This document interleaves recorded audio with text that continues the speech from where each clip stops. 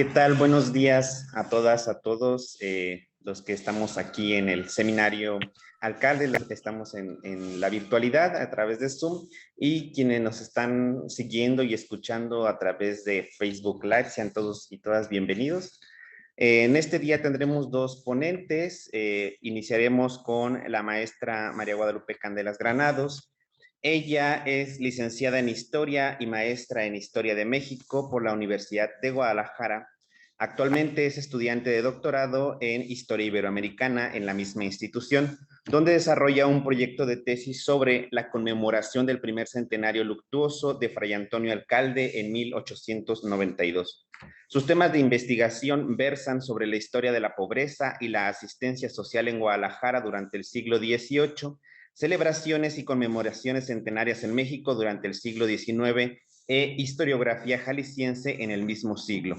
Asimismo, se desempeña como secretaria técnica de la revista Letras Históricas del Departamento de Historia de la Universidad de Guadalajara. En esta ocasión nos presentará su ponencia titulada El certamen artístico literario durante el primer centenario luctuoso de Fray Antonio Alcalde, 1892. Bienvenida, maestra. Adelante. Hola, buenos días. ¿Sí se escucha bien? Ok. Sí, se escucha perfecto. Muy bien. Pues agradezco el espacio para compartir con ustedes esta investigación que, como ya lo dijo el maestro Edgar, forma parte de mi tesis de doctoral sobre el centenario de Fray Antonio Alcalde. Particularmente es el cuarto capítulo. Asimismo, agradezco a quienes se dieron cita en esta sesión del seminario. Voy a proyectar, espero que se pueda ver. ¿Se alcanza a ver? No, ¿verdad? No, todavía no. A ver. ¿Ahora? Ya. ¿Ya? Perfecto. Más no sé si está en pantalla completa o se ve también el programa. Se ve el programa, no está en pantalla completa. Ya está. Ahí está, sí. Muy bien.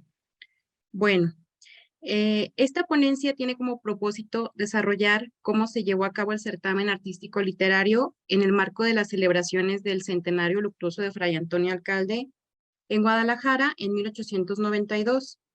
Se va a reconstruir a partir de las crónicas del evento, tanto de la prensa como las escritas por la comitiva organizadora del evento.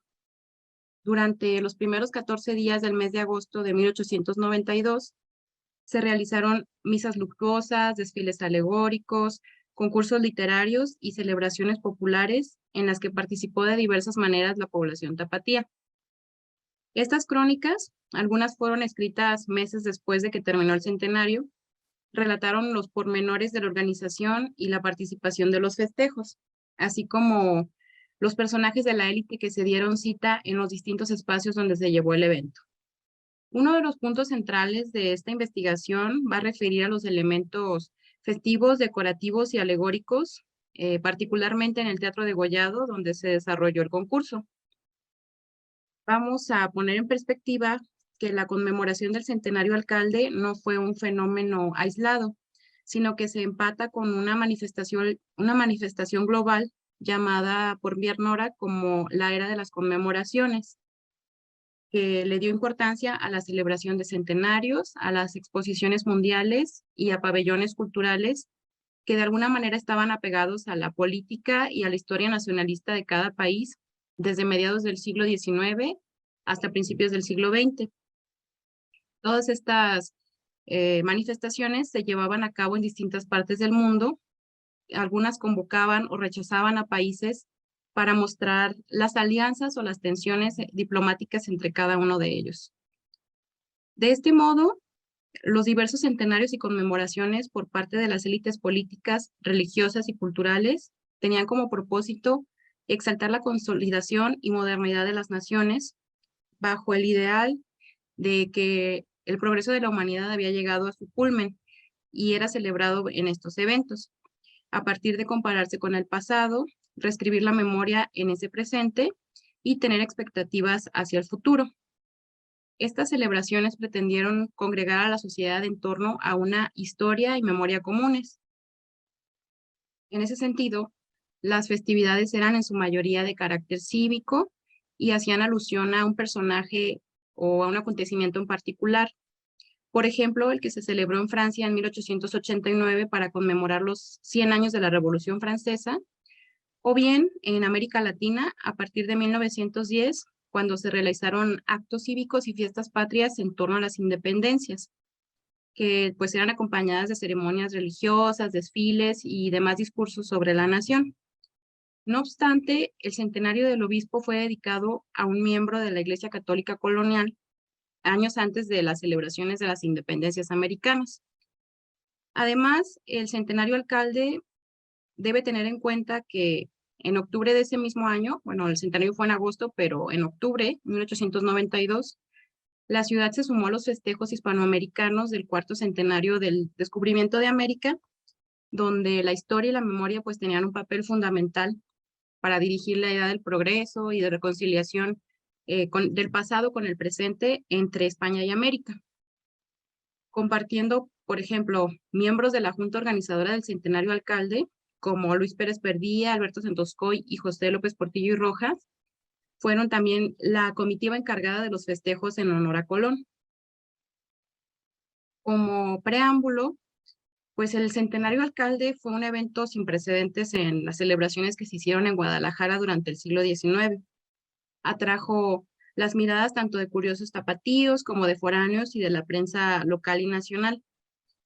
Se trató de un acontecimiento público que conllevó por lo menos un año de organización y más de 10,000 pesos divididos entre los anfitriones y los donantes, entre los que estaban pues la propia junta organizadora, la iglesia de Guadalajara, las familias acaudaladas de la ciudad que pagaron por los carros alegóricos y pues algunos donativos que fueron recibidos por la población, tanto de Jalisco como de otras entidades de la República, colonias jaliscienses establecidas en la Ciudad de México, por ejemplo, además de que se celebró por varios días, comenzando los festejos oficiales, porque hubo otros previos, el 7 de agosto de 1892 y terminando hasta el día 14 de agosto. No obstante, pues desde los primeros días del mes ya se habían realizado algunas actividades en honor al obispo. En general, esferas políticas, religiosas y culturales de la ciudad se reunieron esfuerzos para celebrar, cada quien desde su trinchera, y pues a veces en conjunto al prelado de Cigales. Durante y después del centenario, se publicaron crónicas que relataron lo acontecido en el evento, así como los pormenores de la organización. Fueron escritas por diversas instancias y organizaciones, como por la Iglesia Catedral, que tuvo sus propias crónicas, la Junta Organizadora también tuvo su propia crónica, y bueno, las crónicas periodísticas que dieron cobertura al evento día a día, periódicos como La Voz de México, El Heraldo, Seminario Político de Economía y Literatura, La Linterna de Diógenes, entre otros más. El historiador Alberto Santoscoy, meses antes del centenario, puso en marcha el plan de difundir la festividad y contactó con el periódico La Linterna de Diógenes y con su redactora Tilano Zavala, quien de inmediato publicó algunas notas sin darle el crédito a Santoscoy. Después, se procedió a designar a la Junta Organizadora del Centenario, de la que podemos rescatar la presencia del clérigo erudito Agustín de la Rosa, en calidad de presidente activo. Posteriormente, una vez asignadas las labores de cada miembro, se acordó que para el programa cultural del centenario se nombrara a Alberto Santoscoy en comisión del escritor y político José López Portillo y Rojas. Durante los días que duraron los festejos, hubo varias actividades artísticas y literarias que se llevaron a cabo en distintos recintos de la ciudad. Por ejemplo, desde el 2 de agosto, el periódico católico La Voz de México, también este periódico es de la Ciudad de México, anunciaba en sus páginas los preparativos de un catafalco luctuoso en la Catedral de Guadalajara, mientras que los días 3 y 4 se celebrarían certámenes escolares, tanto de escuela primaria, previos al día 7, en donde se concentró la mayoría de las actividades en honor al alcalde. En el Teatro de Gollado, el jueves 4 de agosto, se puso en escena la primera representación teatral titulada El Fraile de la Calavera, Fue escrita por el poeta Jesús Acal y Lisa Liturri y por Francisco Arroyo de Anda. Fue interpretada por la compañía teatral de la familia Rosado. Se ofrecieron 2 puestas en escena, bueno, 2 más, el día 9 y el día 14. Inmediatamente de que terminara el desfile alegórico del día 7 de agosto, por la noche se realizó una velada en el mismo Teatro Degollado, que presidió el secretario de Gobierno local, Celso Gabriel Ceballos, ya que el gobernador se encontraba delicado de salud y ordenó a su representante para que acudiera al mayor lucimiento de la solemnidad. La crónica que realizó la Junta Organizadora señala que apenas hubo tiempo para que los organizadores y los asistentes invitados al teatro se fueran a su casa, pues a poner trajes de gala, ¿no? Porque este desfile alegórico había empezado a la 1 de la tarde, entonces se describen unas calles atiborradas, imagínense el calor de las 4 de la tarde, entonces pues la gente quería ir a su casa a cambiarse y pues a ponerse de gala, ¿no? Durante la velada en el teatro se interpretó música clásica, se entregaron vastos premios en los que se profundizará más adelante, entre ellos en biografía al historiador Luis Pérez Verdía, en memoria del fraile de la Calavera a Alberto Santos Coy, en poesía castellana a Manuel M. González y pues un himno conmemorativo a Emilio Mondragón, entre otros premios. Entre demás asuntos, se concluyó dándole el nombre de alcalde a una avenida de la ciudad.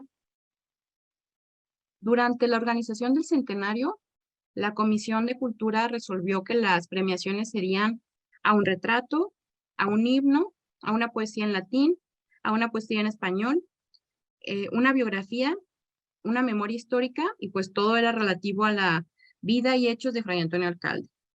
Los trabajos debían ser enviados, de hecho la convocatoria no fue como muy, no tuvo mucho tiempo, en realidad quienes participaron tuvieron entre 2 y 4 meses para preparar un escrito, una escultura o una pintura, pues eran enviados a la oficina del doctor Narciso Corbera, quien era el presidente de la Junta Organizadora y también de la Sociedad de Alcalde. Los premios iban a ser costeados por la Iglesia, por la Cámara de Comercio, por el Ayuntamiento y por el Poder Ejecutivo. Y bueno, también se iban a dar diplomas y menciones honoríficas a quienes hubieran salido reconocidos, tanto en primero como en segundo lugar. Se organizaron de la siguiente manera. En himno musical, la instancia que iba a subsidiar era el gobierno ejecutivo, particularmente el gobernador, la cantidad de 100 pesos. En retrato, la Cámara de Comercio era quien iba a dar el premio, 100 pesos también. Poesía latina, el arzobispo Pedro Loza fue quien iba a hacer este donativo por 75 pesos. Poesía castellana, el ayuntamiento iba a ser el encargado, también 75 pesos. Biografía estaba a cargo de la Junta del Centenario, 100 pesos. Y podría decirse que el premio mayor era a la memoria, que lo iba a dar el Cabildo Catedral, que consistía en 200 pesos, más la impresión de la obra. Los certámenes necesitaban también un jurado que fue designado por esta junta. Muchos de los miembros de esta junta pues fueron elegidos como críticos. Las reuniones se realizaban de manera semanal en la oficina del licenciado Corbera, pues para organizar los concursos, y nos dan muestra de los vínculos que no eran exclusivos de, pues digamos, de integrantes del gremio cultural, sino que añadían a otros grupos de distintas esferas, por lo que estas funciones eran distribuidas de acuerdo entre los miembros que asistían a la asamblea. No obstante, se tendía a una perpetuación de los cargos, incluso a que misteriosamente el premio mayor del concurso quedara dentro de la junta organizadora, como fue el caso de Alberto Santos Coy, quien resultó el premiado de la categoría Memoria.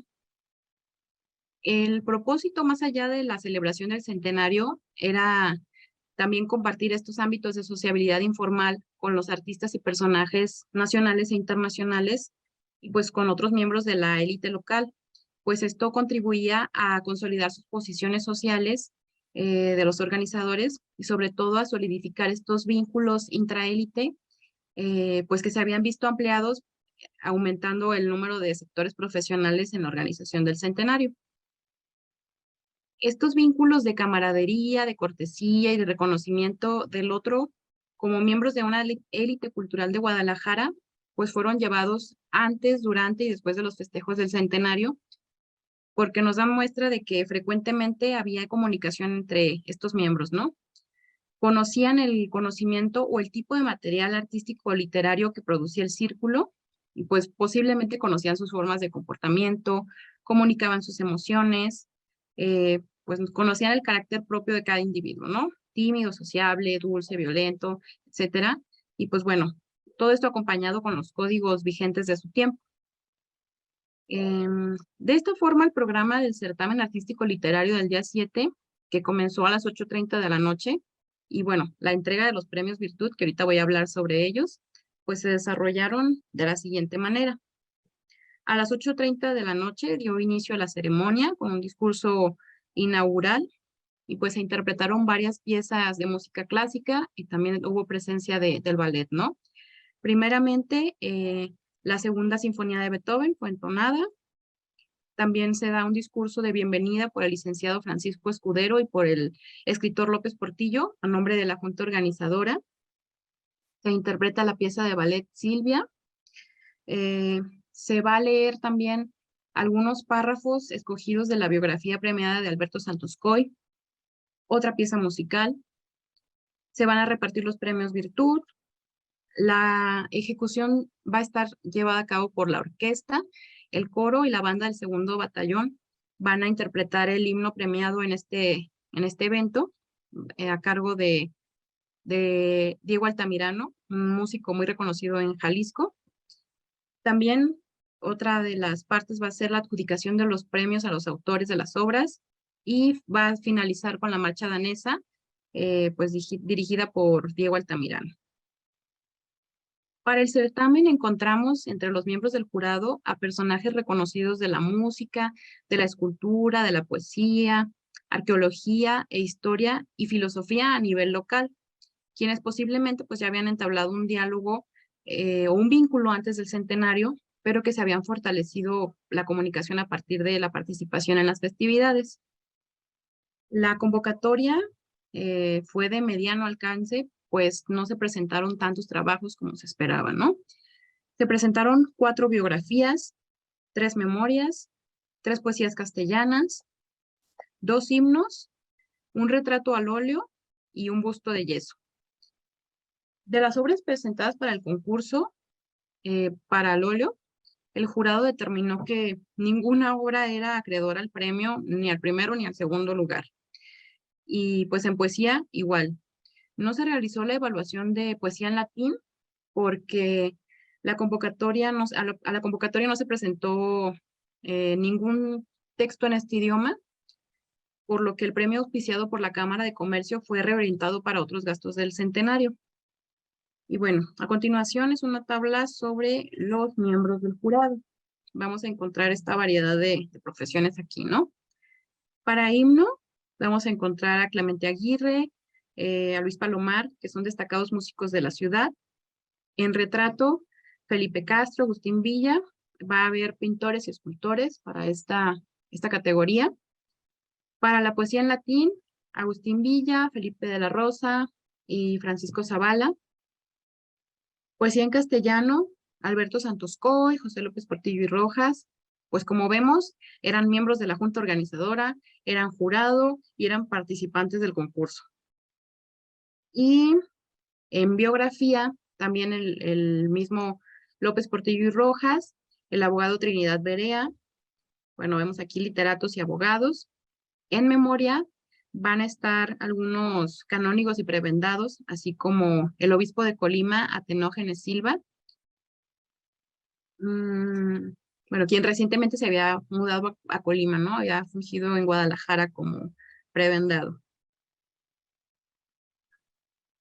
Al parecer, mientras se celebraba el evento, se alentó a la población a iluminar sus azoteas, pues algunas viviendas se quedarían solas durante los festejos, mientras las autoridades municipales hacían lo propio con las calles de la ciudad, iluminando y patrullando ante la concurrencia. El espíritu se encontraba festivo por los desfiles que acababan de concluir, además de que había acompañamiento de bandas de música que se situaron justo afuera del Teatro Degollado, pues para amenizar a las multitudes que no habían alcanzado a entrar al teatro, en el que se habían dado cita más de 2,000 personas. Antes del evento, la comitiva organizadora y las respectivas autoridades de la ciudad que iban a inaugurar el concurso se habían dado cita en la casa municipal, donde partieron en conjunto para el teatro. Es importante destacar el aspecto ornamental que tenía el recinto para ese día, pues representa una experiencia conjunta con las escrituras que se declamaron o se leyeron, además de las representaciones musicales que contaban con 47 profesores a la batuta del músico Diego Altamirano, así como el acompañamiento del ballet. Se había añadido cortinas al teatro, un dosel rojo que le da un ambiente festivo y dramático para las poesías declamadas, además de un retrato de Fray Antonio Alcalde a tamaño real, situado justo en el centro del escenario, rodeado de banderas mexicanas y españolas. Conjuntamente se encontraba la mesa del presidium, los sillones donde tomó lugar la comitiva, y para el acceso al teatro se instalaron 2 rampas alfombradas. El lugar se encontraba decorado en las 4 esquinas del lugar con colores rojo, blanco y verde, bueno, muy patriotas, ad hoc al día, y bueno, acompañados de dorado. Y sobre cada columna, pues había una canastilla de flores blancas con coronas de laurel en el centro, algunos festones y guirnaldas. La premiación se celebraría a partir de un programa iconográfico y auditivo. Se cambia solo. De esta forma, lo escrito por vía oral permitía, junto con el espacio fuertemente decorado y la música, imaginar los pasajes leídos sobre la vida de Fray Antonio Alcalde y crear a partir de la lectura, pues sus propias representaciones. En ese sentido, el escrito conmemorativo pasa de ser un elemento estrictamente circunscrito a los espacios de lo escrito o del papel, a convertirse en un tema difundido y presente de manera extendida en el complejo arquitectónico del edificio. El lleno fue total, y pues según la crónica, en los palcos se encontraban galardonados por las más bellas mujeres, con los más variados colores y abanicos. Asimismo, se entregaron los premios Virtud, que consistían en premiar los valores, desempeño en el trabajo y la devoción y abnegación filial de la población tapatía, por lo que se eligió a 3 personas de la ciudad, todos varones. Durante la ceremonia, pues no se suscribe con claridad cómo es que fueron elegidas estas personas, ¿no? ¿Por quién? ¿Cómo nominaron a estos tapatíos para los premios Virtud? O, pues bueno, ¿cómo llegaron ahí, no? La versión de la crónica dice que fueron elegidos entre el público asistente, o sea, en ese momento. Mientras que el periódico La Voz de México, pues recapitula que los premiados ya se encontraban tras bambalinas desde que inició el evento, ¿no? O sea, como que ya estaba planificado. Se entregaron a 3 personas, que fueron José Rosa Camacho, un hombre de mediana edad, premiado por su buena conducta, a Leonardo Rodríguez por su constancia en el trabajo y a Pedro Chávez por su abnegación total. Del primero de estos personajes se asevera que era un artesano que vestía como pobre, y entre comillas decía, pero limpiamente, delgado y de baja estatura. Según la descripción, era la personificación del obrero honrado y laborioso que había sabido resistir a los impulsos de la pereza y del vicio. Quien, según, al ser premiado con la medalla, no pudo expresar palabra alguna. El segundo se trataba de un anciano de cabeza blanca y fisionomía venerable, veterano, encanecido del trabajo y encorvado por el mismo. Se señala que había permanecido oculto en la sociedad hasta que ese día, pues le llegó la hora de la justicia, ¿no? Y se le reconocieron sus 50 años de trabajo. El último de los premiados fue un joven, descrito más bien como un adolescente, que, abro comillas, lleno de ternura hacia sus padres y dominado por una santa gratitud, les había manifestado su veneración, respetándolos, sosteniéndolos y honrándolos por medio de una intachable conducta. Se distinguió el papel que tuvo la sociedad por haber otorgado la confianza a los premiados, aunque solo hubieran recibido una cantidad simbólica, ya que según la junta organizadora, el verdadero premio fue el reconocimiento, pues, abro cita, al presenciarlo, latieron emocionados los corazones y se nublaron los ojos con lágrimas. ¿Qué importa la recompensa que haya sido solo de 10 pesos y un diploma para cada uno de los agraciados? El premio verdadero no fue ese, sino la exaltación ante los ojos del público, que aquellos ciudadanos beneméritos, por las causas en que su honor se pregonaron, bueno, cierro cita. Después de la entrega de los premios Virtud, se prosiguió con la entonación del himno premiado, que estuvo a cargo de Emilio Mondragón y en el que participaron 54 niñas y niños del Hospicio Cabañas, 20 cantores y el batallón en conjunto con la orquesta. Se describió que el lugar se hizo una masa inmensa de sonidos y se reconoció el conocimiento científico de los músicos. Este es el himno y pues versaba sobre la humildad de alcalde, la caridad hacia los más desprotegidos y pues su similitud como un santo.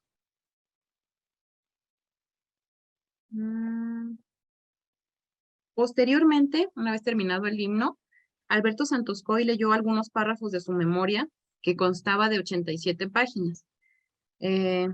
No se describe cómo eligió los párrafos o si leyó todo de corrido. Bueno, como un acuicioso historiador decimonónico, no estuvo exento de posturas historicistas y positivistas que fueron descritas de la siguiente manera. Haciéndose notar esta por la fidelidad de las descripciones, la profusión de datos y la exactitud de los detalles que no parecía, sino que el auditorio se hallaba transportado a los lejanos tiempos descritos por el autor. Al finalizar la lectura, se interpretó la pieza Pisicati de Silvia.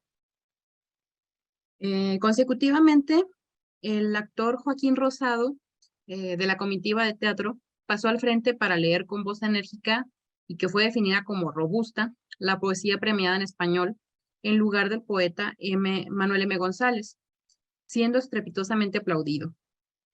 Se ejecutó la pieza de casi 15 minutos de la Segunda Sinfonía de Beethoven y pues no hubo orador de la poesía en latín porque no se premió ningún trabajo en esa categoría y se exhibió otra pieza musical, La Farándole, de Teodoro Dubois. Los premios se entregaron de la siguiente manera. La biografía, que fue premiada por la Junta Organizadora y se dio a Luis Pérez Verdía, consistió en 100 pesos y un diploma. La mención honorífica fue para José Villagordoa. En memoria, el premio fue otorgado por el Cabildo Eclesiástico. Se premió a Alberto Santos Coy con un diploma, 200 pesos y la impresión de la obra. Y la mención honorífica fue para Victoriano Salado Álvarez. En poesía castellana, el premio fue dado por el ayuntamiento a Manuel M. González, un diploma, 75 pesos. Y pues para Antonio Becerra Castro fue la mención honorífica más 25 pesos. Mientras que el himno, que fue el premio del gobernador del estado, consistió en un diploma y 100 pesos para Emilio Mondragón. Para finalizar el certamen, se concluyó con la marcha danesa, pues el certamen terminó a la 1 de la mañana, resultando un evento pues bastante largo, en realidad fueron 4 horas con 30 minutos. Sobre la salida de los asistentes no se mencionó nada más, salvo que iban regocijados y que también se temía por las viviendas que se habían quedado tanto tiempo sin habitantes, ya que pues se encontraba la mayor parte de la población concentrada dentro y fuera del recinto. Pero se había comisionado a varios serenos para el patrullaje e iluminación de calles. Finalmente, parte de las publicaciones, de estas publicaciones premiadas en el centenario, pues se vieron a la luz hasta casi un año después, pues es la fecha de la imprenta. No obstante, para noviembre de 1892, es decir, 3 meses después de que terminaron los festejos, la prensa del Continental se preguntaba sobre el paradero de estas publicaciones, diciendo, ¿qué ha sucedido con la publicación de las piezas premiadas en el certamen alcalde? Hemos estado esperando el cumplimiento de la promesa que se hizo al público en ese respecto. Y bueno, por mi parte es todo. En general, esto es solamente un evento de los que hubo en el centenario. Agradezco su atención, pues quedo atenta a sus dudas y comentarios. Muchas gracias. Muchas gracias, maestra Lupita. Gracias por compartirnos estos avances de investigación y les recuerdo a los asistentes que las preguntas las haremos hasta finalizar la siguiente ponencia. Por lo pronto es el momento de presentar a Fray Eugenio Martín Torres Torres, nuestro siguiente ponente. Él es dominico historiador mexicano. Su línea de investigación es la historia de la evangelización de la Orden de Predicadores en la Nueva España y el Nuevo Reino de Granada. Su más reciente publicación es la edición de los 5 tomos de la serie Dominicos 800 años. En esta ocasión, Fray Eugenio nos presentará un avance de investigación titulado Una petición de años. La fundación en 1777 del Obispado del Nuevo Reino de León por Fray Antonio Alcalde, sus características eclesiales y sociales desde el seno mexicano. Adelante, Fray Eugenio. Bienvenido. Muchísimas gracias al Colegio Jalisco, este seminario de investigación permanente Fray Antonio Alcalde. Muchísimas gracias al Padre Hilario El Pozo que nos acompaña. Gracias a él fue posible esta investigación en el archivo de San Fernando de las Presas, Tamaulipas, México, antes de la pandemia, en enero del 20. Entonces, muchas gracias, Padre Hilario. Gracias a la maestra Candelas por su conferencia. Muchas gracias, felicidades. Yo paso de las monjas de Jesús María y de Santa María de Gracia de Guadalajara y del santuario de San Juan de los Lagos, de la Virgen, y de los mineros y de los comerciantes, a el septentrión, la parte más, más al norte de la Nueva España, el reino de Santander, de Nuevo Santander, colindante con Texas. Yo voy a hacer una aclaración de fuentes. Las fuentes pertenecen a dos extremos. Por un lado, fuentes del Archivo General de Indias, de los virreyes, de los visitadores, de los comisionados, es decir, de la élite de los funcionarios borbónicos, y por otro lado, el otro extremo, el archivo parroquial de San Fernando, hoy Tamaulipas, que incluye documentación de los archivos parroquiales de Cruyas y de Burgos, muy cercanos, en la misma región. Para equilibrar estos extremos es imperante consultar, trabajar en el archivo de provincias internas, del archivo general de la nación, y revisar también en los archivos de Zacatecas y los archivos de Guadalajara, pero poco a poco. La exposición se dividirá en 3 partes. La primera parte, voy a presentar 2 documentos, 2 fuentes del archivo de San Fernando, de las Presas, hoy Tamaulipas, que mencionan a Fray Antonio Alcalde. No localizamos su rúbrica, pero sí 2 menciones. Después pasaré a las constantes 7 peticiones de los funcionarios reales para que se fundara un obispado, el obispado de Nuevo León, y terminaré con un pequeño, un sondeo de las características socioeconómicas de la población de San Fernando, Cruyas y Burgos. Todo esto del archivo histórico parroquial de San Fernando, Tamaulipas. Empezamos con la primera, por favor, con la primera proyección. Está datado en 1774. Recordemos que el Obispado de Nuevo León se funda el 15 de diciembre de 1777 por la bula Relata Semper de Pío VI. Entonces, aquí sí nos vamos al primer párrafo,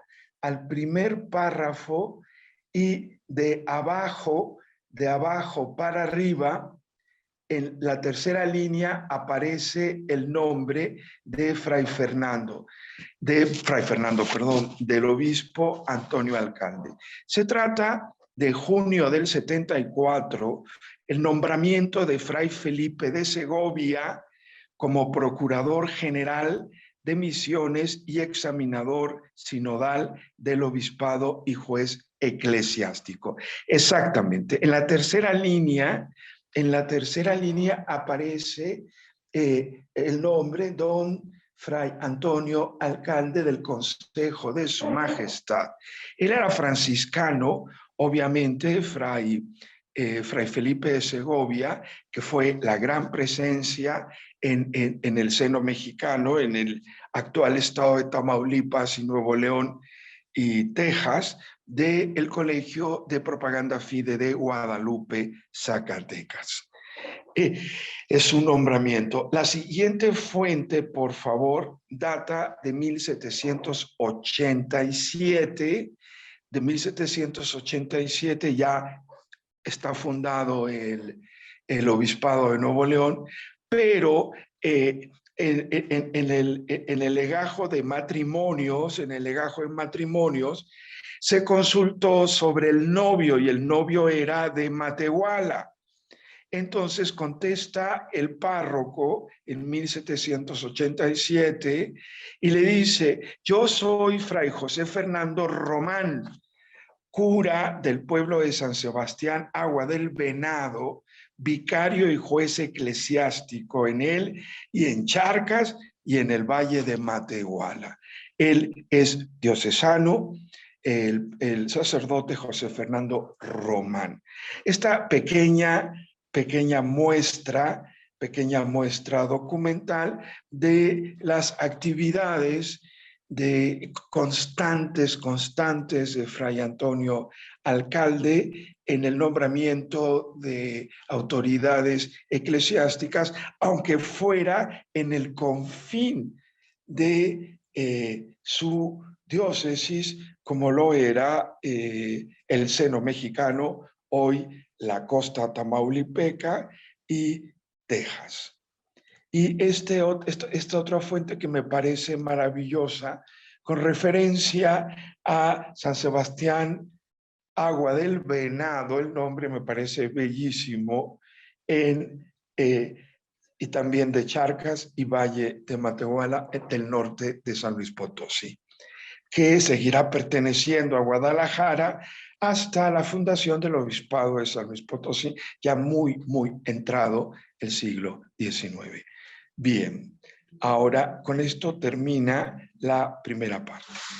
Entre 1738 y 1777, en el Archivo General de Indias, se he localizado 7 peticiones realizadas por los funcionarios borbónicos de la Nueva España para la fundación del Obispado de Nuevo León, con una primera sede efímera en Linares.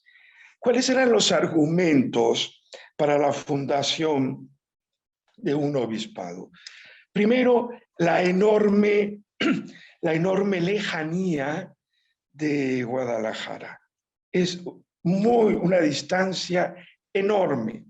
Segundo, la necesidad de un apoyo pastoral, espiritual, para las crecientes poblaciones del nuevo Reino de León, las nuevas, cuya actividad principal van a ser las haciendas, y en el caso concreto que nos interesa del seno mexicano, de la planicie costera del Golfo de México, el apoyo espiritual y pastoral a los fuertes, a los cuarteles que tenían una doble función. La función defensiva y ofensiva, porque también perseguían a la comanchería y a la pachería, y a la atención a los colonos. desde mediados, un poco antes de mediados del siglo XVIII, a través de José Escandón Higuera, el padre del el primer conde de Sierra Gorda, que fue a quien se le encomendó por parte de la corona la pacificación del seno mexicano, sería la tercera pacificación de lo que actualmente es el estado de Tamaulipas. Se le encomendó esta gran misión. Y los funcionarios, por lo menos 7 funcionarios borbónicos, nunca estuvieron de acuerdo con su política o desconfiaron en grado sumo. Por eso esta documentación, porque son auditorías, son visitas. Entonces, José Escandón tuvo, además de la pacificación, la encomienda real de impulsar la colonización de esta parte de la Nueva España. Y lo hizo efectivamente, principalmente con colonos provenientes de 3 estados. El actual estado de San Luis Potosí, el actual estado de Guanajuato y el actual estado de Querétaro. También hubo en número menor, según las cuentas, según la demografía del archivo de San Fernando de Michoacán. Pero el grueso fue proveniente de San Luis Potosí, Guanajuato y Querétaro. Estas 7 peticiones, ¿por qué un obispado? Primero, porque iba a permitir la presencia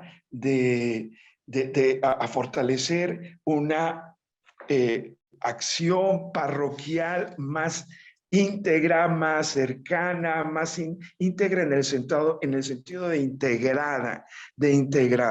Segundo, por los aranceles que le correspondían a una nueva diócesis, y la razón principal por la creciente demanda pastoral pedida principalmente por los colonos. Esto es interesantísimo porque, según esta documentación civil, hay más esperanzas en un poblamiento mediante colonos que un poblamiento a través de la sedentarización y la conversión de la población local, de la comanchería y la apachería a grandes rasgos.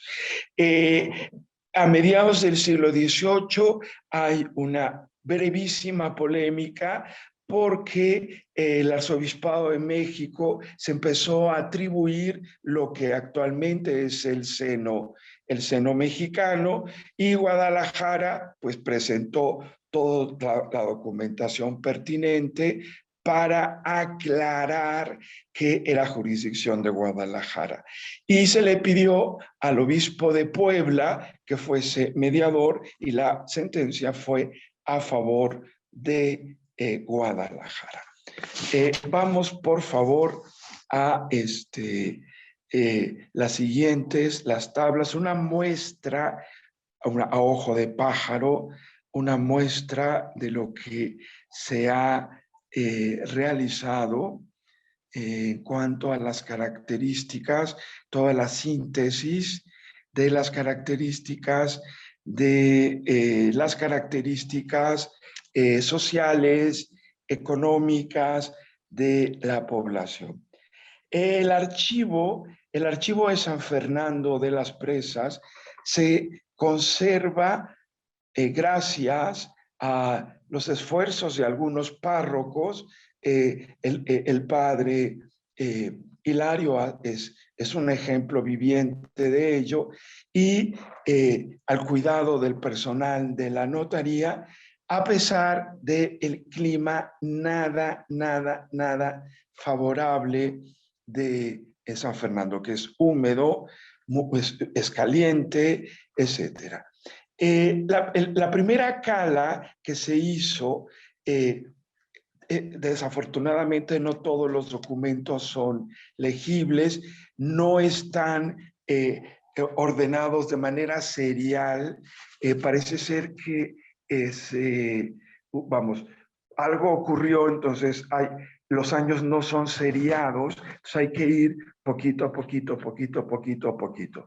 Por eso en esta primera tabla vemos los años, ahí trato yo de que vayan seriados esta información a partir de 1768, pero los números responden al orden de aparición. Es decir, por Miguel de la Garza Falcón y lugar de Isabel Ortiz, aparecieron en el número 78 de la cuenta de los contrayentes, hay que sistematizar más para redactar, para vaciar todos los análisis estadísticos, pero el trabajo arduo ya está hecho. La edad no se menciona en todos, en una cuarta parte sí, y aparecen las características novohispanas comunes, que el hombre es mayor, la mujer es menor. Algo interesantísimo es que se menciona si son viudos o son viudas, se menciona el nombre del cónyuge difunto y en dónde está enterrado. Siguiente tabla, por favor.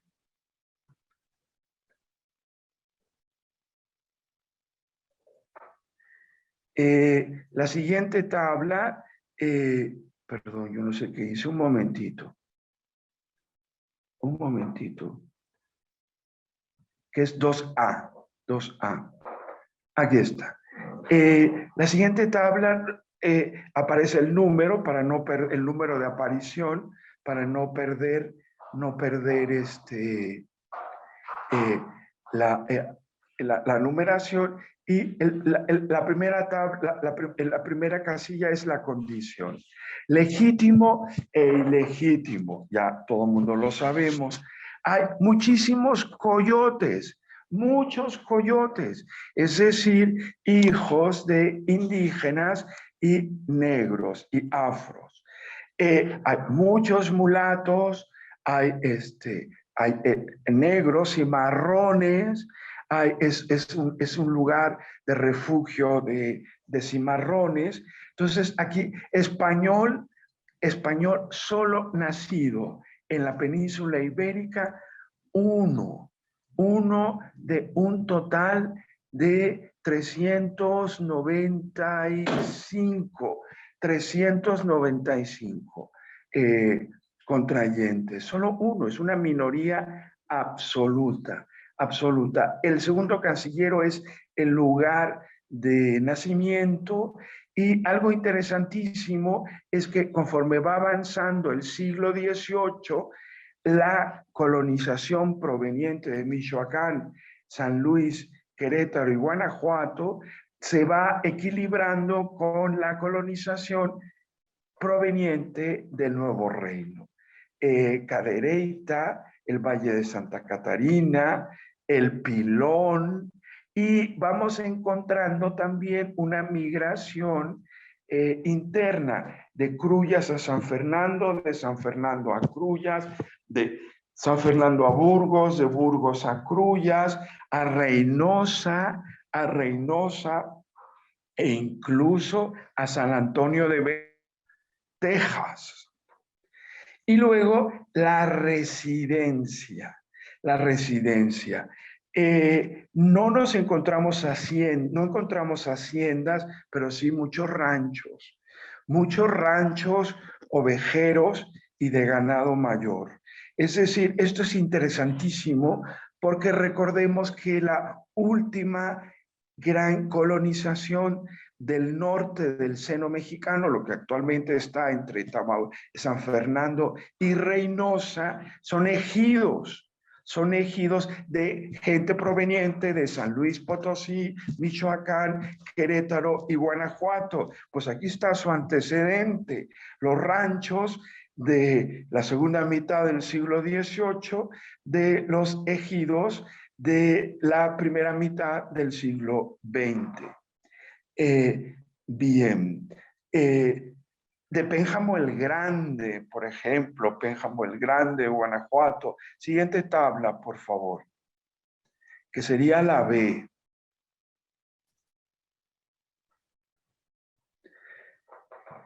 Sigo yo con el número de aparición.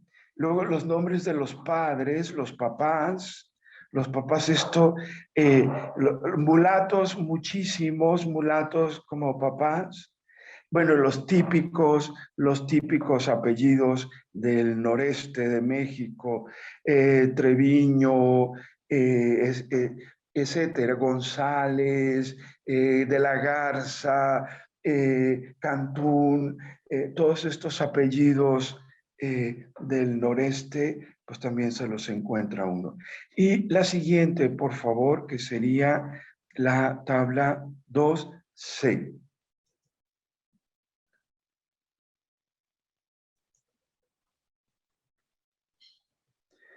Aquí el nombre de los testigos. Recuerden que antes del Concilio Vaticano II había dos tipos de testigos, en dos etapas del proceso para los cónyuges, los futuros cónyuges. Los primeros testigos de las admoniciones, es decir, que si fulano es soltero, que si no está casado, que no esté mintiendo, entonces van los testigos o por correspondencia. Y en la celebración del sacramento del matrimonio, otros testigos. Por eso es que hay un montón de testigos aquí.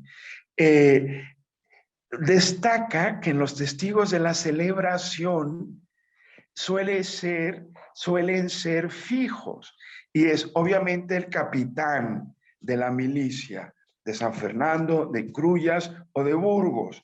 Eran 24 milicias en lo que actualmente es el estado de Tamaulipas. El capitán, es decir, la autoridad militar.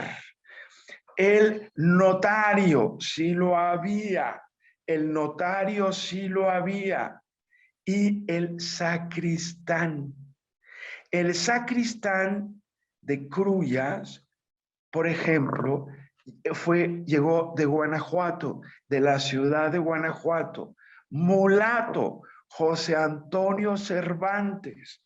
Entonces, al buscar en el archivo histórico de Guanajuato, en custodia por la Universidad de Guanajuato, que tienen catálogo virtual, buscar la liberación de una esclava, que le dan la libertad de una esclava, calculando los años, encontré a la mamá de José Antonio Cervantes, que era una negra esclava liberada por el minero beneficiador José Antonio Cervantes, y mencionan a un niño mulato también de nombre José Antonio, sin decirle Cervantes. Esto es bien interesante. ¿Por qué? Porque hay indicios claros que para algunos colonos el vivir en el seno mexicano, en el nuevo Reino de León, significaba un ascenso social de acuerdo a las características del lugar de residencia. El hijo de una esclava liberada en Guanajuato va a ser un personaje en Crullas al desempeñarse como sacristán. Y como afortunadamente la cronología nos permite seguir a la siguiente generación, las hijas del sacristán se casarán con rancheros de las inmediaciones de Crullas y de San Fernando, y ve una población formada mayoritariamente por coyotes, mulatos, españoles de la tierra y mestizos, dedicados a la cría de borregos en los ranchos y básicamente al ganado caprino y lanar. La minería, esto es interesantísimo porque donde no hay minería, como es el caso del Nuevo Reino de León, pues no hay posibilidades de el Camino de la Plata, de obrajes, de como ocurrió en San Miguel, en Querétaro, Guanajuato, Zacatecas, el Bajío, la misma Guadalajara. Y otro agravante, entre comillas, para este despegue económico es la falta, la ausencia de una población sedentaria. En la segunda mitad del siglo XVIII hay dos características a partir de las fuentes. Por un lado, la comanchería y la apachería, de acuerdo a las fuentes del Archivo General de Indias, se clasifica en bárbaros y apóstatas. Bárbaros, aquellos que no han sido evangelizados, obviamente, y apóstatas, aquellos que en teoría fueron evangelizados, pero son fugados. Por lo tanto, entran en la categoría de apóstatas. ¿Cuál era la principal, a partir de las fuentes, actividad de estos grupos originarios residentes? El bandolerismo. El bandolerismo. Azotaban continuamente a las misiones. Y a los fuertes, obviamente. Hay un plan del gobierno borbónico para habilitar un puerto cerca de lo que actualmente es Tampico. No se lleva a cabo. Hay planes para fomentar el comercio, permitiendo que los primeros 25 años no haya cobro de alcabalas. Obviamente seguir fomentando la colonización y el monopolio parroquial lo tendrán, para centrarnos en temas de historia de la Iglesia, el Colegio de Propaganda Fide de Guadalupe, Zacatecas, que a partir de las fuentes locales consultadas sí hay una continuidad en la asignación de los frailes, párrocos, los visitadores, etcétera, etcétera. Y no mayores fricciones con los militares, hay una integración en general. Los funcionarios reales remarcan la necesidad de la creación del Obispado de Nuevo León. También se llega a mencionar la creación del Obispado de San Luis Potosí y la creación de otro obispado mucho más pequeño en Querétaro. Estos dos obispados se frustran por las razones conocidas de la invasión. Las peticiones son muy tardías, la invasión francesa y todo lo que se desata después. Conclusión. Fray Antonio Alcalde lleva como obispo de Guadalajara a la práctica la fundación, la erección de la diócesis del Nuevo Reino de León. Una petición 7 veces repetida desde 1738 y esto tiene su culminación con la bula Relata Semper de Pío VI del 15 de diciembre de 1777. La creación con respecto al seno mexicano, frágil al depender de una sola orden, la atención parroquial, en este caso, como ya lo he dicho, del Colegio de Propaganda Fide de Guadalupe, Zacatecas, quien empieza a experimentar la disminución en el número de frailes enviados desde la península para las misiones.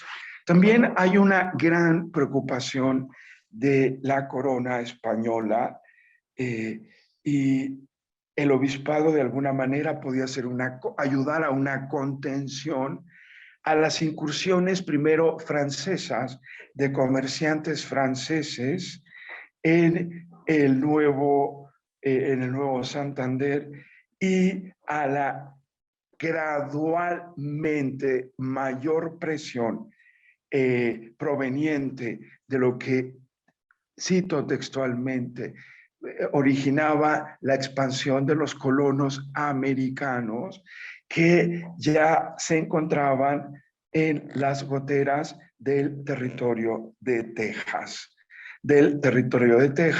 Esto aparece en el Archivo General de Indias, de una fuente muy posterior, 1784, de 33 naciones indígenas a el virrey de la a pedir autorización de cruzar el río Bravo. El río Bravo será el límite entre el nuevo reino de Santander y Texas. Así que Fray Antonio no se andaba con esperas, con dilaciones, y sabía que era desde una perspectiva pastoral, desde una perspectiva eclesial, desde una perspectiva política, en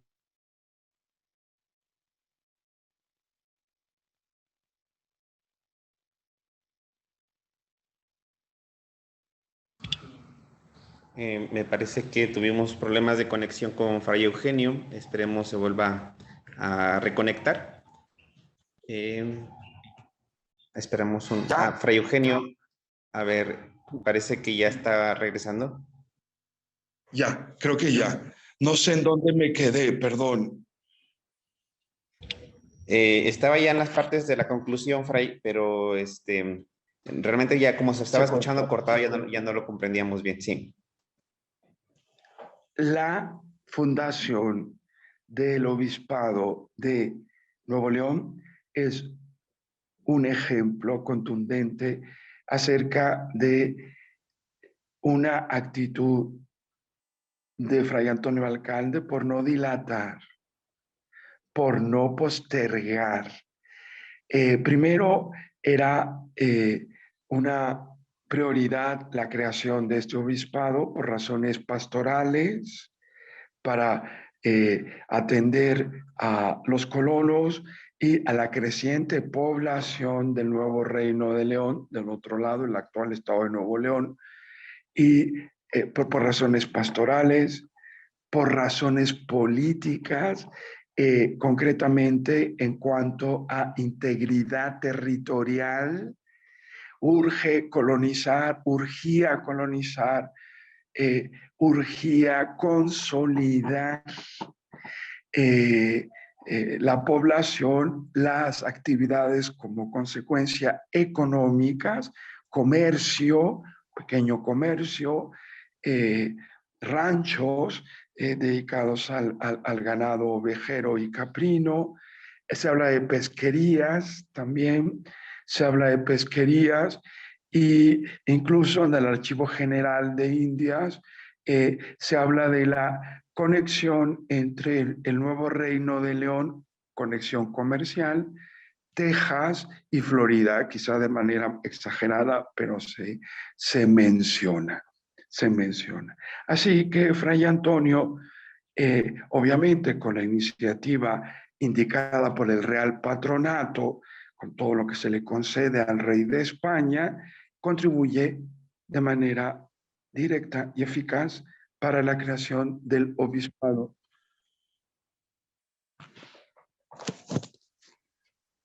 Bueno, Sí, ¿me muchas escuchas? gracias. Sí, Fray Eugenio. Termino. Ya terminé. Ok.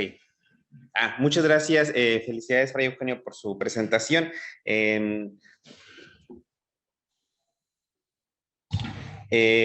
Ahora es el momento para las preguntas, para quienes están en Zoom.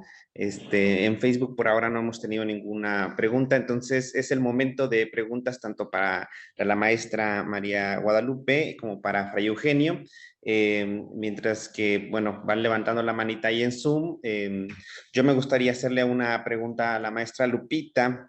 Un poco en este sentido, bueno, empezaba usted comentándonos sobre lo que sería como, como esta época de las conmemoraciones que habla Piernora, de cómo es que surgen, cómo es que se están haciendo estos festejos en torno a personajes y acciones, ¿no? Pero también es como esta otra parte de lo que usted mencionaba, de como quiénes eran los que promovían estas conmemoraciones y un poco se me viene a la mente que usted nos decía, los que están participando en este caso del certamen, quienes están participando pues sí que presentando alguna propuesta para este certamen, al mismo tiempo pertenecían al mismo jurado y pertenecían a las mismas comitivas, ¿no? Y curiosamente esto se vuelve como hasta en una especie de un círculo de, podríamos decirlo, por ahorita se me ocurre, de intelectuales, pero también preguntarle a usted sobre estos personajes precisamente, porque a mí no los conozco, no soy de acá,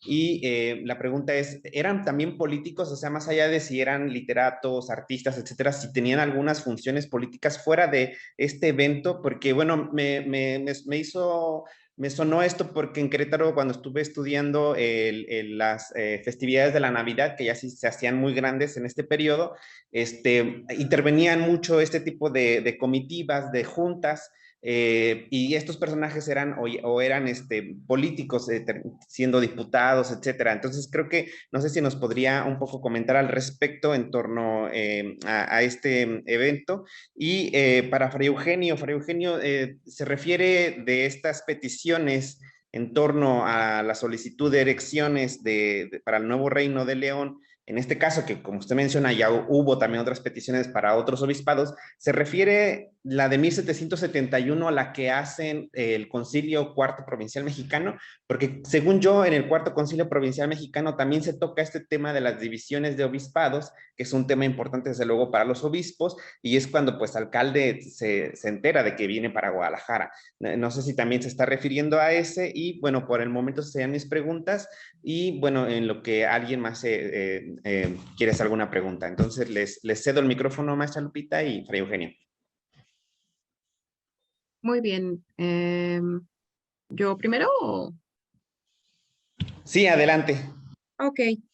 Sí, de hecho, traté de hacer como una reconstrucción a notas a pie de página de una biografía sobre estos personajes, que pues ya no lo mencioné aquí porque pues creo que sí iba a ser como un poco tedioso de nació y esto, ¿no? Pero sí se encuentran entre este círculo de intelectuales, hay también políticos, hay también, eh, pues digamos, estos eruditos de la iglesia. Por ejemplo, está el obispo Atenógenes Silva, que él va a formar parte como de esta comitiva cultural de la Iglesia Catedral de Guadalajara. Va a ser quien vaya a dar el sermón y los elogios fúnebres. Está López Portillo, que también va a ser un político, va a estar como presidente, bueno, jefe político de Guadalajara. También tenemos a varios pertenecientes a la sociedad de alcalde, a la primera, es los Berea, que eran cuñados de el exgobernador Vallarta, por ejemplo. Están las señoras que organizaron como toda esta organización ay, perdón, dije organización dos veces. Los carros alegóricos, están las Palomar, que bueno, si ahora pensamos en el complejo o el fraccionamiento que está allá, los Palomar, pues están ellos. Luis Pérez Verdía, como historiador, también tuvo sus tintes en la política. En algún momento se pensó como un contrincante político contra Díaz, entonces, pues no prosperó, ¿verdad? Hubo algunas amenazas por ahí para Pérez Verdía y pues estuvo como conectado en ese mundo. Es como, aunque se hable de círculos separados, por ejemplo, de la iglesia, de las élites culturales y de las élites gubernamentales, la verdad es que estaban súper comunicados y pues bueno, quizá esto sea material para otra presentación en el seminario, pero en la celebración del centenario va a haber como dos celebraciones, una oficial y una no oficial. Y en esta no oficial se encuentran otros poetas y otros personajes que no fueron incluidos en esta junta organizadora oficial. Y pues también ellos tienen sus vínculos culturales y políticos y así, ¿no? Entonces quizá esto sea material para otra junta. Y será eso. Sí, muchas gracias, maestra. Para Eugenio, ¿algún comentario? Ahorita le cedemos la palabra también a la doctora Vences, pero primero queremos escucharlo para Eugenio.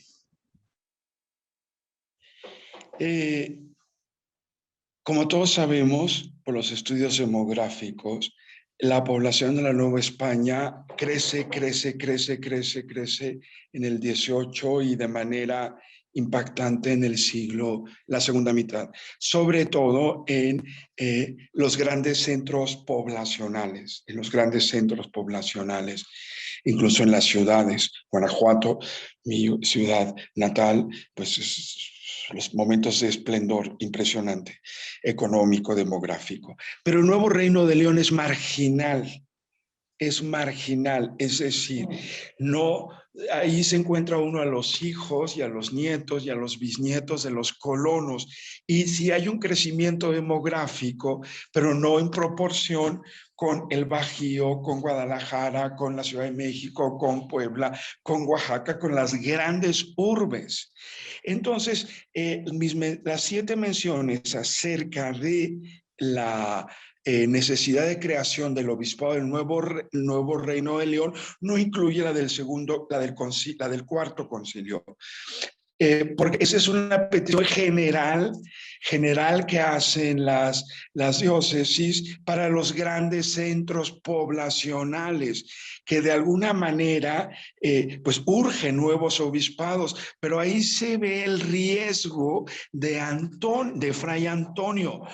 Es más valiosa la decisión de él porque está él dispuesto a fragmentar su diócesis con tal de apostar a un futuro, no tanto a un presente, sino a un futuro pastoral, económico, comercial en concreto y de integración, de integridad territorial, porque hay una amenaza clara. Según las fuentes del Archivo General de Indias, y no he encontrado todavía las cartas de alcalde dirigidas al rey, pero sí las del obispo de Puebla y del arzobispo de México.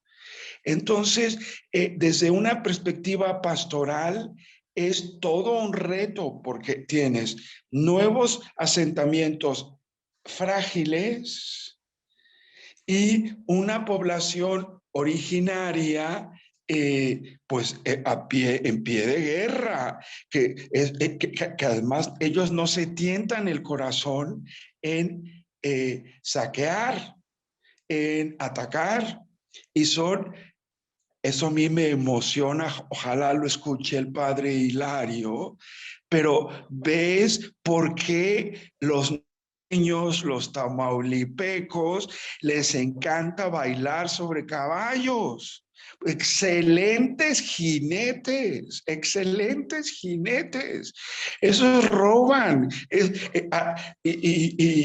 Entonces, él alcalde apuesta no por lo seguro, no por el presente inmediato lleno de gente y de actividades económicas, sino por la esquina noreste de la Nueva España abandonada, dejada por siglos por una característica: no haber plata ni oro. Muchas gracias, Fray Eugenio. Doctora Vences, le cedemos el micrófono. Sí, muchas gracias. Bueno, pues agradecerles a la maestra Candelas y a mi estimado Fray Eugenio estas espléndidas presentaciones de sus investigaciones, y he aprendido mucho. De repente digo, mira, no me había sospechado algunas cosas, o ahora entiendo un poco más algunas otras nociones. Además de algún comentarito, pues son preguntas muy, muy sencillas que están, yo creo que en la cabeza de todos nosotros. Para la maestra Candelas, cuando describías estos adornos, este arreglo del recinto teatral para la celebración, pues trataba pues de imaginarme, ¿no? El tipo de iconografías florales, símbolos de follajes y demás. Y esto pues aparte, arropado por todas las manifestaciones públicas, ¿no? De los carros alegóricos o algunas otras celebraciones en recintos eclesiásticos. Me preguntaba yo que si esto formaba parte, bueno, ya lo explicaste muy bien, ¿no?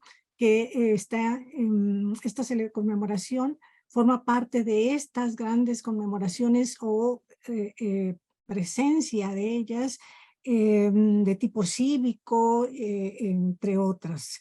Si también había ocasión o has comparado con algunas otras celebraciones que se llevaban a cabo, ¿no? Y sobre todo esto también tiene que ver con los concursos.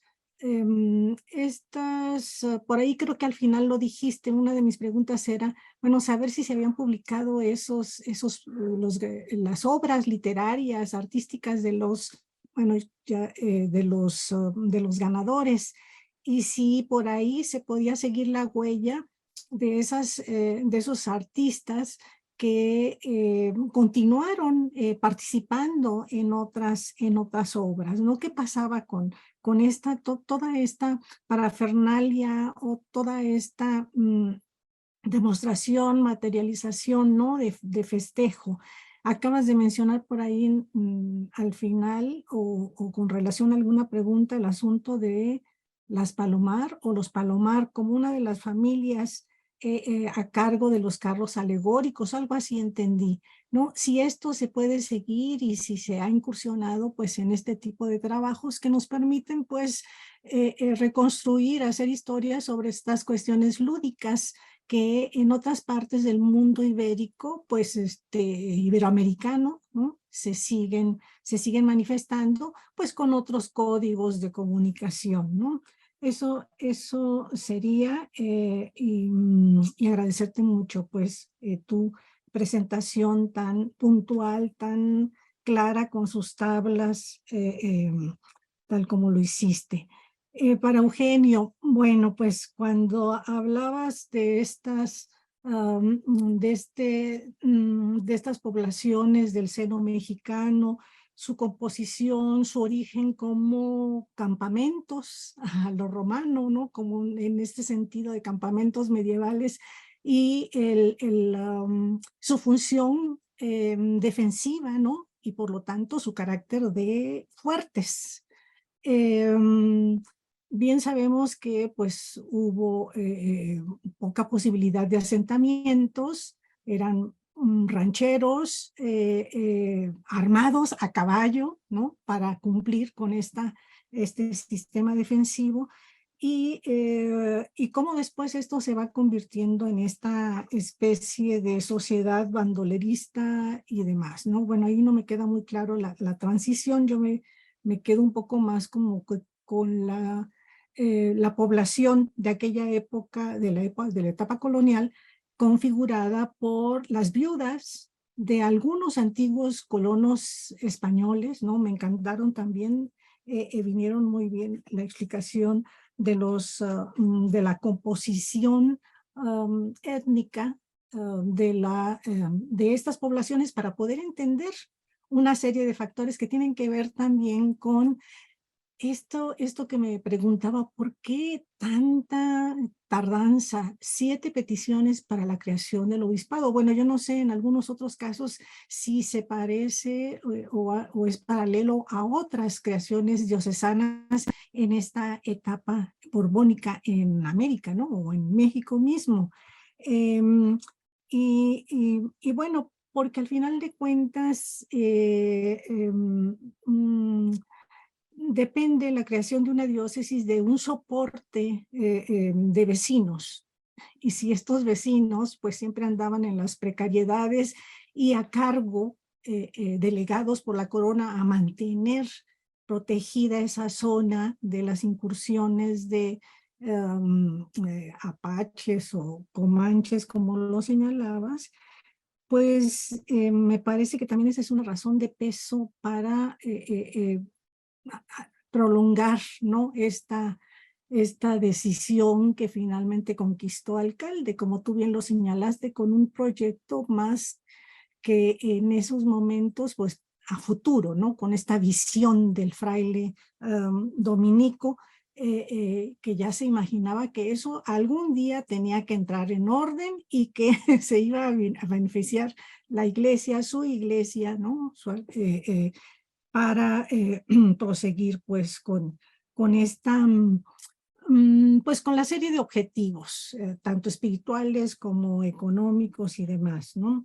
Entonces, quizá por ignorancia me imaginaba, bueno, o no estoy tan segura de lo que voy a decir, ¿no habría o no has sopesado o encontrado ahí entre líneas alguna oposición por parte de los colonos que tuvieran poder en este sentido o que tuvieran influencia ante la corte española, de resistencia a decir, no, bueno, nosotros hacemos esta labor, pero no nos queremos, pues apenas sacamos para el día a día, ¿no? Entonces, somos atendidos espiritualmente, tú nos mostraste ahí un cuadro, pero tanto como para sostener una diócesis, pues nos están exigiendo mucho, ¿no? No sé si vamos, funciona como una de las, podría argumentarse como una de las situaciones que prolongó la creación de esta sede diocesana. Y mencionaste por ahí alguna cifra poblacional de como de 300 y tantos. Bueno, en realidad eran poblaciones o rancherías con poca vecindad. Estoy pensando si esto lo traslado a un pueblo de tzotziles o celtales en Chiapas, pues más o menos como para la segunda mitad del 18 y luego hay un incremento en el 19, pues es una cifra semejante, ¿no? De naturales. Entonces yo digo, y que pues formaban parte de una diócesis. Entonces, por ahí nada más y agradecerte nuevamente pues tu magnífica exposición. Gracias. Gracias, doctora Vences. Fray Eugenio creo que tiene apagado su micrófono, ¿iba a decir algo? Muchas gracias, muchas gracias. Gracias, Magdalena. ¿Me escucho? ¿Me escucha? Sí, sí, Gracias. sí. Con respecto a las subvenciones, a través del Archivo General de Indias, por lo menos, si mal no recuerdo, hasta 1763, no pagaban subvenciones y decían que se paguen las mismas subvenciones de la diócesis del Obispado de Guadalajara, las mismas. Claro, era una esquina lejana, no pagaban. Y en efecto, al tener un obispo en Nuevo León, pues significa un mayor control económico para los frailes y para los feligreses. Además, muchos no eran indígenas, había que pagar el diezmo, los curas las cuartas, etcétera. Pero no he encontrado oposición documentalmente. Documentalmente no he encontrado oposición a la erección de una nueva diócesis. Eso no significa que no hubiera ocurrido, pues tienes que pagar más, habrá más control económico, más control, pues en general, control, digamos, dirección pastoral, ejecuciones, acciones, etcétera. Con respecto a la sociedad, a mí me fascina porque te encuentras la presencia afro, te encuentras la presencia indígena, indicando la etnia, el nombre en concreto, ahora no recuerdo, pero está en las tablas. Te encuentras a la gente proveniente de estos estados que ya he mencionado. Te encuentras también a los criptojudíos, a los Treviño, por ejemplo, a los Treviño que sabemos que vienen de Treviño en Burgos desde el siglo XII como judíos. Y esa mezcolanza de lo mexicano, esa mezcolanza, esa mezcla de lo que es lo mexicano en un lugar de frontera, en un lugar de rancheros, poblaciones pequeñas, no solo defensivas, sino ofensivas también, porque ellos van a perseguir a los apaches y a los comanches sin misericordia. Es decir, no solamente nosotros nos defendemos, sino también vamos a responder a las agresiones o indiferencias por parte de la población originaria. Por parte de la población originaria. El archivo de San Fernando tiene una característica documental maravillosa que se prolonga por todo el siglo XIX. Y tú ojeas las fuentes y te vas encontrando a ojo de pájaro, habría que hacerlo con cuidado, con mayor cuidado, los nietos, bisnietos, tataranietos y la integración de más colonos. Es decir, estamos en lo que actualmente se le conoce como la frontera chica, que sigue recibiendo migrantes en doble sentido, como residentes y como de paso. Fray Antonio tiene esta característica, todo lo que él tocó, todo lo que repercute en sus decisiones, esas repercusiones son contemporáneas, es la frontera chica entre México y Estados Unidos, Tamaulipas y Texas y Nuevo León, y es el paso pues, actual, ¿no? Importantísimo, de venezolanos, haitianos, indios, chinos, etcétera, etcétera. Sigue esa tierra siendo estratégica para México y para los Estados Unidos, con una sociedad muy mexicana. Gracias, Fray Eugenio. Maestra Lupita, si me permite, quiero agregar también otras dos cuestiones de mi parte ante el planteamiento de la doctora Vences.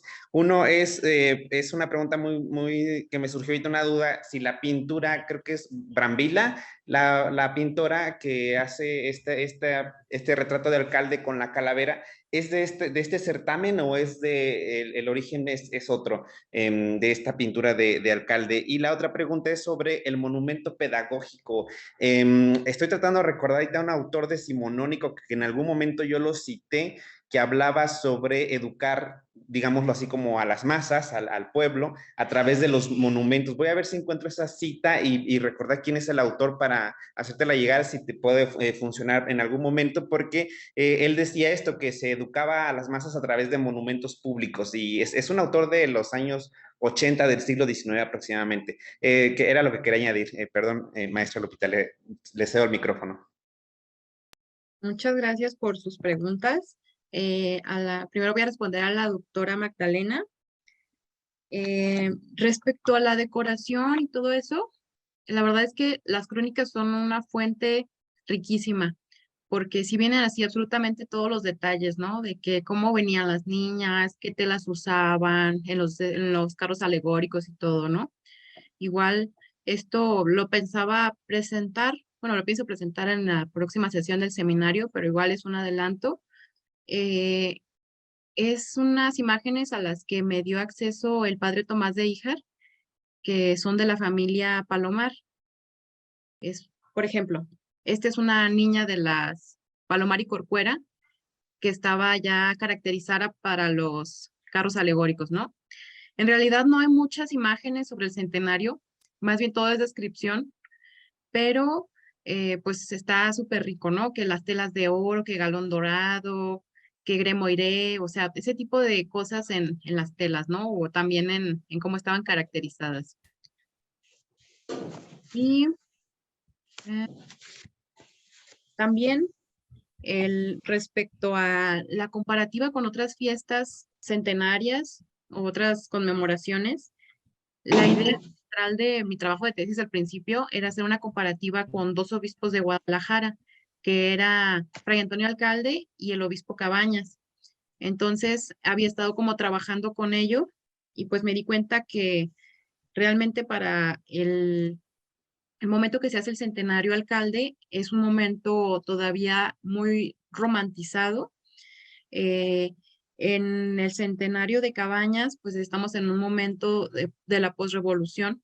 Entonces, la austeridad pues hace que no se hagan como estas fiestas tan suntuosas como se hicieron en el siglo XIX, que incluso también comparados con el centenario de las fiestas de la independencia, pues fue diferente con el de Cabañas, ¿no? Pero también lo que noté es que el centenario alcalde va a ser un preámbulo incluso a las fiestas del centenario del descubrimiento de América. Va a ser 2 meses antes. Entonces van a tener como todavía esta primicia en algunas cosas que incorporaron. No obstante, pues sí tienen todavía estos atisbos de las festividades coloniales que tenían como, por ejemplo, el Paseo del Pendón y todas estas cosas, pues se van a seguir viendo, pero en una narrativa un poco más de la historia cívica y la historia patria, aunque se trate de un centenario para una persona del clero, ¿no? Incluso, bueno, la mayoría de estos textos que se publicaron en el centenario van a hablar de Alcalde como el héroe de la caridad.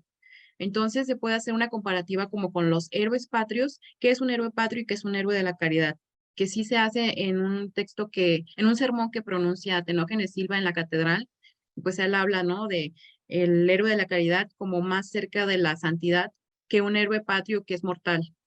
Va más o menos como de esta lógica. Eh, sí se siguieron publicando los textos sobre Fray Antonio Alcalde, o sea, no fueron como propios del centenario. Antes y después hubo textos, pero yo creo que el que estuvo como más en la línea, siguiendo publicando cosas de Alcalde, fue Alberto Santos Coy. Y creo que esos textos son valiosísimos porque incluso son los que permean la historiografía en este momento para quienes reconstruyen biografías sobre Fray Antonio Alcalde. Muchas veces he visto que hay párrafos muy similares que siguen todas estas narrativas que se construyeron para el centenario aún en nuestros días, ¿no? Y respecto a las preguntas del maestro Edgar, hay varias pinturas que se hicieron. La verdad es que hay una tesis sobre que la presentó, ay, no recuerdo su nombre, pero sí estuvo aquí en el seminario. Tiene como un recuento de todas estas imágenes y me di cuenta de que Hay una que se hizo especialmente para el centenario, es una copia de una que se hizo en el siglo XVIII y está en el santuario, no está en el santuario, está en el sagrario, perdón. Quizá pueda ser esta que estuvo en el teatro, la verdad no lo he como rastreado, pero hubo otra, por ejemplo, era solamente el busto, una pintura de busto de alcalde que estaba en el catafalco luctuoso de la catedral.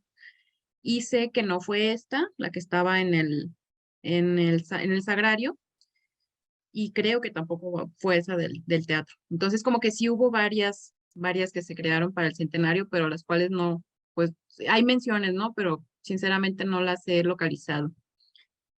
Y pues agradecería muchísimo la referencia de la historia de los monumentos, porque pues sí va a ser un momento en el que se hace como esta apuesta por los monumentos patrios para educar a la nación, ¿no? Entonces, pues sí estaría excelente si me pudiera pasar el dato, por favor. Muchas gracias, maestro Edgar. No, pues muchas gracias, maestra Lupita. Y de hecho, te estaba también acordándome un poco sobre la idea de reliquia que surge, o que en el siglo XIX al menos aparece, más allá de la reliquia de los santos, sino que también esta reliquia de los héroes patrios, y considerando, por ejemplo, banderas, instrumentos de ese tipo, porque en Querétaro tenían una bandera expuesta, recuerdo que hicieron todo una entronización a la bandera y así, de uno de los batallones, creo que el 5 de mayo, y creo que todavía está musealizada en el Museo Regional, y digamos tiene como este origen también de estos reliquias patrias, ¿no?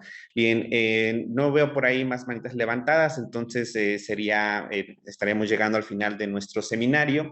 Agradecerles y felicitar a los ponentes, a la maestra Candelas, a Fray Eugenio, por sus participaciones, y claro que estaremos atentos para el siguiente año tenerlos nuevamente aquí presentando sus investigaciones.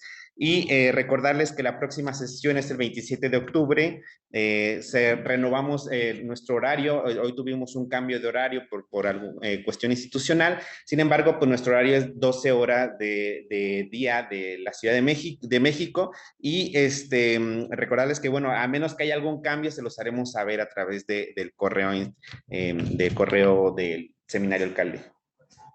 Y también recordarles, bueno, a quienes no se han integrado al grupo de WhatsApp, para hacerlo, para también por ahí tener porque en la sesión pasada tuvimos un inconveniente con la liga de Zoom, y pues algunos no pudieron conectarse por ese inconveniente que tuvimos acá precisamente. Y bueno, recordarles que la próxima sesión del 27 de octubre participará la doctora Eunice Ivette Cruz Ramírez con la ponencia titulada como Los curatos indígenas posterior a la gestión del obispo alcalde en Yucatán, una aproximación a través de las visitas episcopales 1778-1805. Y bien, con esto damos por finalizado nuestra sesión del seminario. Muchísimas gracias y hasta la próxima. Adiós.